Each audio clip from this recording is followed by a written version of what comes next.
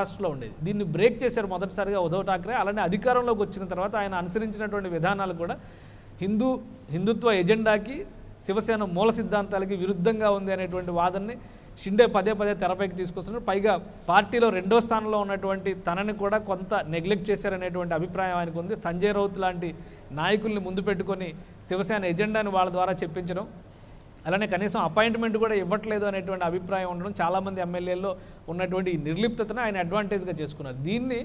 దీనికి ఒక బహిరంగ మద్దతు కాకపోయినా కానీ తెర వెనుక ఉండి ఇచ్చినటువంటి మద్దతుగా బీజేపీ నాయకత్వం కానీ దేవేంద్ర ఫడ్నవీస్ కానీ చాలా కీలకంగా వ్యవహరించారు. ఎందుకంటే వీళ్ళ మధ్య ఉన్నటువంటి సన్నిహిత సంబంధాలు ఆ అవకాశాలు కల్పించినాయి. అందుకనే గుజరాత్ పాలిత రాష్ట్రాల్లో మాత్రమే ఈ తిరుగుబాటు నాయకులందరూ కూడా మకాం వేశారు. మహారాష్ట్ర నుంచి నేరుగా గుజరాత్ వెళ్ళడం కానీ, అట్నుంచి గౌహతి వెళ్ళడం కానీ, అక్కడి నుంచి గోవా రావడం కానీ, ఈ 3 రాష్ట్రాల్లో కూడా బీజేపీ ప్రభుత్వాలే ఉన్నాయి. ఇప్పుడున్న పరిస్థితిలో ఒక ఆపరేషన్ చాలా క్లియర్గా 2024 ఎన్నికలను ఎదుర్కోవాలంటే బీజేపీ తనకు బలంగా ప్రత్యర్థులుగా నిలబడుతున్నటువంటి నాయకులను టార్గెట్ చేసింది అని చెప్పని మనం భావించవచ్చు. ఆ క్రమంలోనే మహారాష్ట్రలో ఉన్నటువంటి స్థానిక రాజకీయాలను అడ్వాంటేజ్గా తీసుకుని ఉద్ధవ్ ఠాక్రే ప్రభుత్వం కూలిపోవడానికి తన వంతుగా పాత్ర పోషించినట్టుగా కూడా మనం భావించవచ్చు. ఈ అన్నిటి క్రమంలో వీళ్ళిద్దరి మధ్య ఉన్నటువంటి సన్నిహిత నేపథ్యంలో ఖచ్చితంగా ముఖ్యమంత్రి ఉప ముఖ్యమంత్రి పదవుల విషయంలో ఎటువంటి భేషజాలు ఉండవు. అలానే ఐడియాలజీ విషయంలో కూడా ఇద్దరు కూడా సారూప్య విధానాలతో ముందుకు వెళ్ళేటువంటి అవకాశం ఉంది. కాబట్టి ఒక ముహూర్తం నిర్ణయించడం ఒక్కడే తరువాయిగా మనం చూడాల్సి ఉంటుంది. జ్యోతి, ఇక మహారాష్ట్రలో ఉన్న రాజకీయాలు ఈ విధంగా ఉంటే ఇటు తెలంగాణలో కూడా బీజేపీ దూకుడు పెంచినట్లుగా తెలుస్తుంది. అంటే ఈ 2 రాష్ట్రాల్లోనూ బీజేపీ రోల్ అనేది సెంటర్ పాయింట్గా మనకు కనిపిస్తాం. దీన్ని ఎలా చూడాలంటారు? మనం గత కొంతకాలంగా జ్యోతి తెలుగు రాష్ట్రాల్లో ఎన్నికల వాతావరణం వచ్చేసినట్టుగా ఫీల్ అవుతున్నాం. వాస్తవానికి తెలుగు రాష్ట్రాల్లో కాదు దేశవ్యాప్తంగా కూడా ఎన్నికల వాతావరణం వచ్చేసినటువంటి దాఖలాల్ని కేంద్రంలో ఉన్నటువంటి బీజేపీ చాలా క్లియర్గా ఇస్తున్నటువంటి సిగ్నల్. కొంతకాలం క్రితం అంటే 5 రాష్ట్రాల ఎన్నికలు జరిగేంత వరకు కూడా కొంత స్తబ్దత నెలకొంది. ఏం జరుగుతుంది పరిణామాలు వీటన్నిటిని కూడా గమనించి 5 రాష్ట్రాల ఎన్నికల్లో వచ్చేటువంటి రిజల్ట్ను బట్టి వ్యూహాత్మకంగా ముందుకు వెళ్ళాలి అని కేంద్రంలో ఉన్నటువంటి బీజేపీ అధిష్టానం కొంత కసరత్తు చేసింది. అయితే 5 రాష్ట్రాల్లో జరిగిన ఎన్నికల్లో బీజేపీకి మంచి పట్టు, ఉత్తరప్రదేశ్ లాంటి రాష్ట్రాలు తన చేతిలోకి రావడం అనేది మంచి పట్టున్నట్టుగా నిరూపించినప్పటికీ కూడా పంజాబ్ లాంటి రాష్ట్రాలు ఆమ్ ఆద్మీ పార్టీకి వెళ్ళడం అనేది మింగుడుపడిన వ్యవహారంగా ఉంది. అంటే ఒక రకంగా పశ్చిమ బెంగాల్లో మమతా బెనర్జీ కావచ్చు, తమిళనాడులో డిఎంకే కావచ్చు, తెలంగాణలో కేసీఆర్ కావచ్చు, మహారాష్ట్రలో ఉద్ధవ్ ఠాక్రే కావచ్చు, అలానే కాంగ్రెస్ పాలిత రాష్ట్రంగా మిగిలిపోయిన ఏకైక రాష్ట్రం రాజస్థాన్ కావచ్చు, ఈ పెద్ద రాష్ట్రాల్లో తనకి ప్రత్యర్థులుగా నిలిచేటువంటి పార్టీల్ని వీలైనంత వరకు బిజీగా ఉంచాలి అనేటువంటి వ్యూహాన్ని బీజేపీ అనుసరిస్తోంది. అందులో భాగంగానే మహారాష్ట్ర ప్రభుత్వం ఈరోజు కుప్పకూలిపోవడాన్ని చూడాల్సి ఉంటుంది మనం. ఇక తెలంగాణలో ఒక కార్యవర్గ సమావేశం కోసం చేస్తున్న ఏర్పాట్లు, ఈ నేపథ్యంలో నెలకొన్నటువంటి వివాదాలు, ఇటు టీఆర్ఎస్ వర్సెస్ బీజేపీ మధ్య ఫ్లెక్సీల రగడ అనేది చాలా ప్రాధాన్యత సంతరించుకుంది. ఈ రగడని ఎలా చూడొచ్చు? రైట్, ఇప్పుడు అదే ఫోకస్ బీజేపీ కేంద్రంలో ఉన్నటువంటి బీజేపీ తెలంగాణ మీద పెట్టిందనేది చాలా స్పష్టంగా కనిపిస్తుంది. ఆల్రెడీ ఆపరేషన్ మహారాష్ట్ర కంప్లీట్ అయిపోయింది. గతంలో కూడా రాజస్థాన్లో ఒక ఆపరేషన్ చేసేటువంటి ప్రయత్నం చేసింది, అది వర్కౌట్ కాలేదు. మహారాష్ట్ర అయితే సక్సెస్ అయింది. ఈరోజు తెలంగాణలో అటువంటి వాతావరణం సృష్టించడం ద్వారా 2 రోజుల పాటు జాతీయ కార్యవర్గ సమావేశాలు, అది కూడా చాలా కాలం తర్వాత దక్షిణాది రాష్ట్రాల్లో మొదటిసారిగా హైదరాబాద్లో పెట్టడం అనేది ఒక సంచలనమైనటువంటి నిర్ణయంగానే మనం చూడాల్సి ఉంటుంది. బీజేపీలో ఉన్నటువంటి అతిరథ మహారథులందరూ కూడా ఇక్కడ మకాం వేయబోతున్నారు అనేది దట్ ఇట్ సెల్ఫ్ ఒక ఇండికేషన్ అనమాట. ఎందుకంటే తెలంగాణ మీద పూర్తి స్థాయిలో బీజేపీ పట్టు బిగించేటువంటి ప్రయత్నాలు జరుగుతుంది. పైగా ఇంకొకటి మనం గమనించాల్సినటువంటి పరిణామం, ఈ మధ్య కాలంలో నేరుగా అమిత్ షాతో కానీ జేపీ నడ్డాతో కానీ ఈటెల రాజేందర్ వెళ్ళి ఇక్కడి నుంచి భేటీ కావడం, రాష్ట్రంలో ఉన్నటువంటి స్థానిక పరిస్థితులపైన విస్తృతంగా చర్చలు జరగడం అనేది ఒక ఆసక్తికరమైనటువంటి పరిణామంగా మనం చూడాల్సి ఉంటుంది. బీజేపీ ఆపరేషన్ అనేది 2023 ఎన్నికల టార్గెట్గా నడుస్తుందా లేదా టీఆర్ఎస్ని అస్థిరపరిచే విధంగా నడుస్తుందా అనేది రాబోయే రోజుల్లో మనం చూడబోయేటువంటి రాజకీయంగా కనిపిస్తోంది. అందుకనే టీఆర్ఎస్ కూడా ముందుగానే అప్రమత్తమైంది. ఇప్పటివరకు జాతీయ పార్టీగా మార్చాలి, బీఆర్ఎస్ పేరుతో ప్రజల్లోకి వెళ్ళాలి, జాతీయ రాజకీయాలను ప్రభావితం చేయాలి, కాంగ్రెస్ అవుట్డేట్ అయిపోయింది, బీజేపీకి ప్రత్యామ్నాయంగా ఒక పార్టీని తీసుకురావాలనేటువంటి వ్యూహంతో కేసీఆర్ ముందుకెళ్తున్నారు. ఇటువంటి ప్రతిపక్ష నేతల్ని అలానే ప్రాంతీయ పార్టీల నేతలందరినీ కూడా ఒక తాటిపైకి తీసుకొచ్చేటువంటి వ్యూహాన్ని కేసీఆర్ చేస్తున్నారు. ముందు ఇంట గెలిచి రచ్చగెలవాలంటారు. ఇక్కడ సర్దుబాటు చేసుకునేటువంటి వాతావరణం లేదు, ఇక్కడ స్తబ్దత లేని వాతావరణం ఉంది, ఇక్కడ గందరగోళం ఏర్పడిన వాతావరణం ఉందంటే కేసీఆర్ కూడా ఇతర రాష్ట్రాల మీద జాతీయ రాజకీయాల మీద ఫోకస్ పెట్టడానికి ఆస్కారం ఉండదు. కాబట్టి తెలంగాణ మీద బీజేపీ అధినాయకత్వం ఎక్కువ ఫోకస్ పెట్టినటువంటి పరిస్థితి కనిపిస్తుంది. దీన్ని ముందుగానే గమనించింది కాబట్టి టీఆర్ఎస్ దానికి తగ్గట్టుగానే కౌంటర్ ఇచ్చేటువంటి ప్రయత్నం చేస్తుంది. ఆ ప్రయత్నాల్లో భాగమే ఈ ఫ్లెక్సీ వార్ లాంటివి. కానీ ఎంత చేసినా కానీ కేంద్రంలో ఉన్నటువంటి పార్టీ బలమైన పార్టీ ఉంటుంది. దాన్ని ఎదుర్కోవడానికి కావాల్సినటువంటి శక్తియుక్తులు కూడగట్టుకోవాలంటే కేసీఆర్ సంప్రదాయంగా కొంతమంది మిత్రుల్ని ముందు సంపాదించుకోవాల్సినటువంటి అవసరం ఉంటుంది.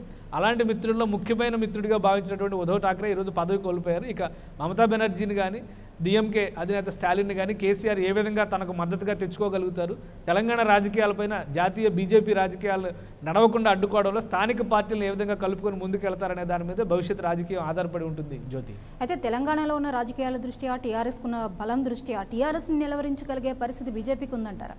ఖచ్చితంగా ఇప్పుడు ఉన్నటువంటి పరిస్థితుల్లో తెలంగాణలో ముక్కోణపు పోరుకి ఆస్కారం ఉన్నటువంటి దాఖలాలే ఉన్నాయి. దాన్ని ద్విముఖ పోరుగా మార్చేటువంటి ఎత్తుగడను బీజేపీ అమలు చేసేటువంటి ప్రయత్నం చేస్తుంది. ఎందుకంటే కాంగ్రెస్ పార్టీ సంప్రదాయంగా ఇక్కడ ఓటు బ్యాంక్ ఉంది, అలానే తెలంగాణ ఇచ్చిన పార్టీగా ఒక గుర్తింపును తెచ్చుకునేటువంటి ప్రయత్నం కోసం స్థానిక నాయకత్వం, బలమైన నాయకత్వం ఉంది కాబట్టి, అంటే జిల్లాల స్థాయిలో నాయకత్వం ఉంది, కాకపోతే వీళ్ళందరినీ ఒక తాటిపైకి తీసుకొచ్చే నాయకత్వం కాంగ్రెస్లో లేదు. దీన్ని అడ్వాంటేజ్గా తీసుకుని కాంగ్రెస్ క్యాడర్ని ముఖ్యంగా టార్గెట్ చేస్తూ బీజేపీనే బలమైన ప్రత్యామ్నాయం నిరూపించుకునే ప్రయత్నం బీజేపీ నాయకులు గత కొంతకాలంగా చేస్తున్నారు.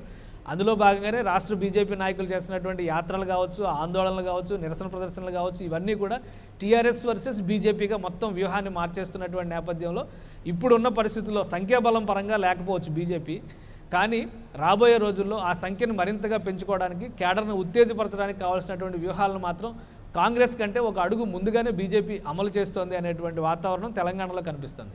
పైగా ఈ మధ్య కాలంలో రాజ్యసభ సభ్యుడిగా డాక్టర్ కె లక్ష్మణ్ని ఎంపిక చేయడం, అలానే ఇప్పటికే 4 ఎంపీలు బీజేపీకి ఉండడం, అంటే జాతీయ రాజకీయాల్లో కూడా తెలంగాణ ప్రాతినిధ్యం అనేది ఒక స్పష్టంగా కనిపించేటువంటి అవకాశం కనిపించే విధంగా బీజేపీ ఫోకస్ చేసే ప్రయత్నం చేస్తుంది. వీటన్నిటిని కూడా తెరముందర చూపించి రాష్ట్రానికి విభజన హామీలు అమలు చేయడంలో కానీ, తెలంగాణని మరింత ముందుకు తీసుకెళ్లేటువంటి వ్యూహంలో కానీ బీజేపీని అసలైన ప్రత్యామ్నాయం అనేటువంటి వాదనని బీజేపీ నేతలు ముందుకు తీసుకెళ్లే ప్రయత్నం చేస్తున్నారు.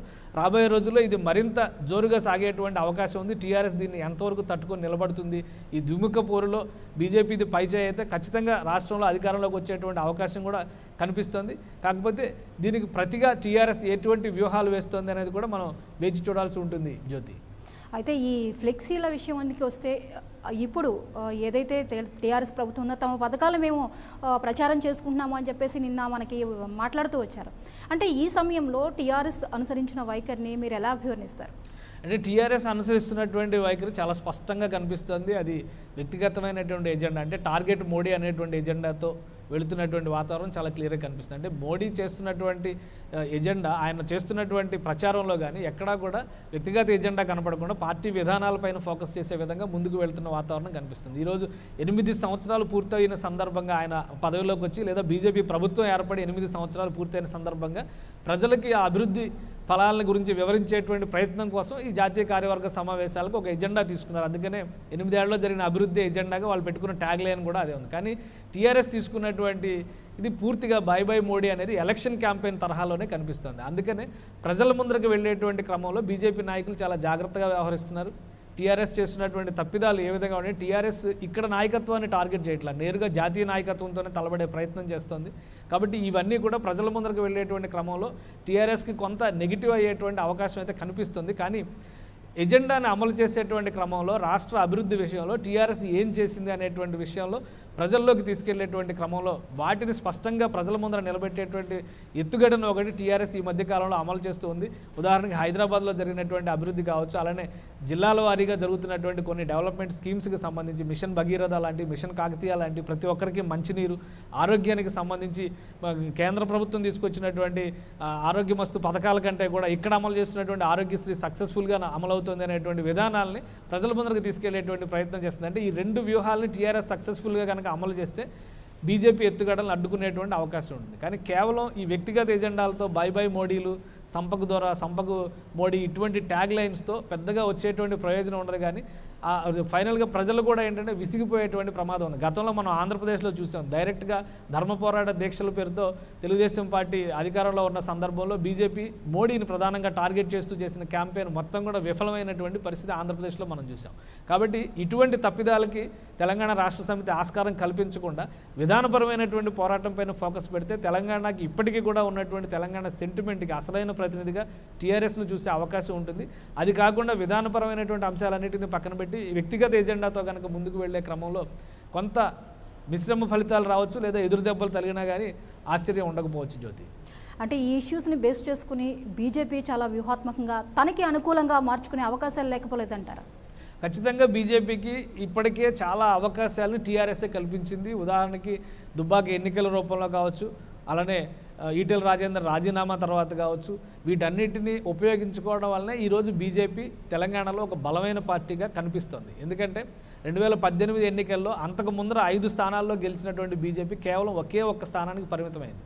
అయితే అదృష్టవశాత్తు ఎంపీలు మాత్రం గెలిపించుకోగలిగింది. అది తర్వాత జరిగిన ఎన్నికలు కాబట్టి ఓవరాల్గా బీజేపీకి ఉన్నటువంటి హవా, మోడీకి ఉన్నటువంటి హవా కావచ్చు, సార్వత్రిక ఎన్నికల ద్వారా వచ్చినటువంటి వ్యూహం ద్వారా ఒక అడ్వాంటేజ్ కలిగింది బీజేపీకి అని చెప్పొచ్చు. అయితే ఈ కాలక్రమంలో ఈ 2-3 ఏళ్లలో జరిగినటువంటి పరిణామాల్లో ఉప ఎన్నికల రూపంలో బీజేపీకి ఎక్కువ అడ్వాంటేజ్ వచ్చింది. ఈ నేపథ్యంలోనే బీజేపీ మరింతగా తెలంగాణ పైన ఫోకస్ పెట్టేటువంటి అవకాశం కల్పించింది. మరో ముఖ్యమైన విషయం, తెలుగుదేశం పార్టీ తెలంగాణలో ఒక బలమైన పార్టీగా ఉన్నదాన్ని పూర్తిగా కనుమరుగైపోవడం అనేది, ఆ పార్టీ పూర్తిగా టీఆర్ఎస్లో మెర్జ్ అయిపోయినటువంటి వాతావరణాన్ని చూసిన తర్వాత బీజేపీకి ఒక ప్రత్యేకమైనటువంటి స్పేస్ ఏర్పడినటువంటి వాతావరణం.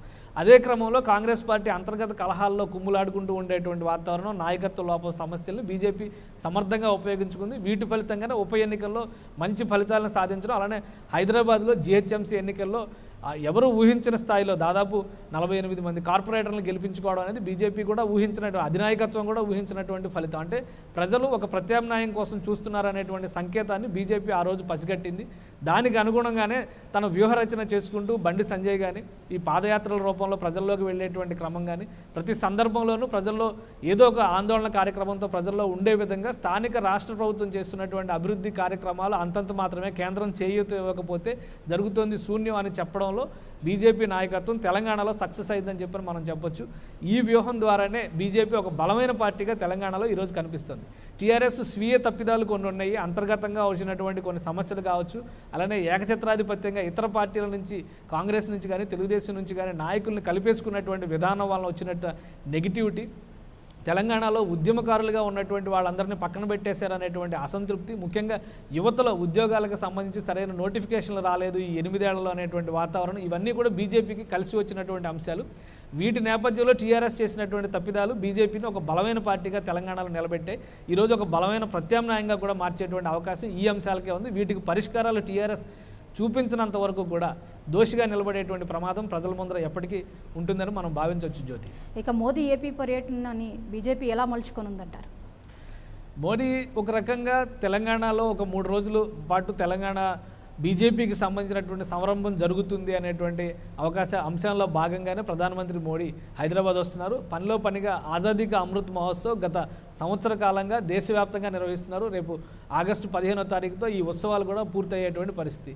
దానికి సంబంధించి అల్లూరి సీతారామరాజు జయంతి 125 సంవత్సరాలు, ఆయన 125వ జయంతి జరుగుతున్న సందర్భంలో దాన్ని కూడా ఆంధ్రాలో పార్టీకి కొంతవరకు కలిసి వచ్చేటువంటి అంశంగా చూడడం, అలానే అల్లూరి సీతారామరాజు ఒక పోరాట యోధుడిగా ఉత్తరాది వారు కూడా గుర్తిస్తున్నటువంటి పరిస్థితి. ఎందుకంటే ఈ RRR సినిమా తర్వాత అల్లూరి సీతారామరాజుకు సంబంధించి చాలా చర్చ జరిగింది దేశవ్యాప్తంగా. అలానే ఇప్పటికే ఆయన గురించి ఒరిస్సాలో కానీ, ఆంధ్రప్రదేశ్లో కానీ, తెలంగాణలో కానీ, ఇటు కర్ణాటకలో కానీ అల్లూరి సీతారామరాజు ఒక మన్యం వీరుడిగా ప్రజల మనసుల్లో చిరస్థాయిగా నిలిచిపోయినటువంటి స్వాతంత్ర సమరయోధుడు. ఆయనకి ఒక గుర్తింపునిచ్చేటువంటి క్రమంలో ఆయన ఆంధ్రప్రదేశ్ పర్యటనకు వెళ్తున్నారు. అదే క్రమంలో అక్కడ ఉన్నటువంటి పార్టీ శ్రేణులకు కూడా ఉత్సాహం నింపే విధంగా వాళ్ళందరితో కూడా భేటీ అవుతారనేటువంటి ఒక ప్రణాళిక ఉంది. ఆంధ్రప్రదేశ్లో ఇప్పుడు బీజేపీ తన ఎదుగుదల కోసం ప్రయత్నాలు చేస్తుంది. జనసేన బీజేపీ మైత్రి ఉన్నప్పటికీ కూడా ప్రజల ముందర ఇప్పటికీ కూడా బీజేపీ ఒక ప్రత్యామ్నాయ శక్తిగా ఆంధ్రప్రదేశ్లో ఇప్పటికీ కనబడలేదు. జనసేన వెనకాల వెళ్ళేటువంటి పార్టీగా మాత్రమే చూసినా, కాబట్టి జాతీయ పార్టీకి అది ఏమాత్రం కూడా వాంఛితం కాదు. కాబట్టి బలమైన శక్తిగా అక్కడ రూపొందించాలంటే కార్యవర్గాన్ని, అలానే నాయకత్వాన్ని కూడా ముందు ఉత్సాహపరిచేటువంటి చర్యలు చేపట్టాలని ఆంధ్రప్రదేశ్ రాష్ట్ర బీజేపీ నాయకత్వం కూడా భావిస్తుంది. ఇక్కడికి వస్తున్నటువంటి వ్యూహంలో భాగంగా పనిలో పనిగా ఆంధ్రప్రదేశ్ కూడా బీజేపీ ఫోకస్ పెడుతుంది. అయితే ఆంధ్రప్రదేశ్లో కొంత లాంగ్ టర్మ్ ప్లాన్ ఉండొచ్చు, కానీ తెలంగాణలో మాత్రం ఇమీడియట్ రిజల్ట్స్ కోసమే బీజేపీ నాయకత్వం పాటుపడుతున్నటువంటి వాతావరణం స్పష్టంగా కనిపిస్తుంది జ్యోతి. రైట్, థ్యాంక్ యూ సార్, ప్రస్తుత పరిణామాలపై విశ్లేషణ అందించినందుకు.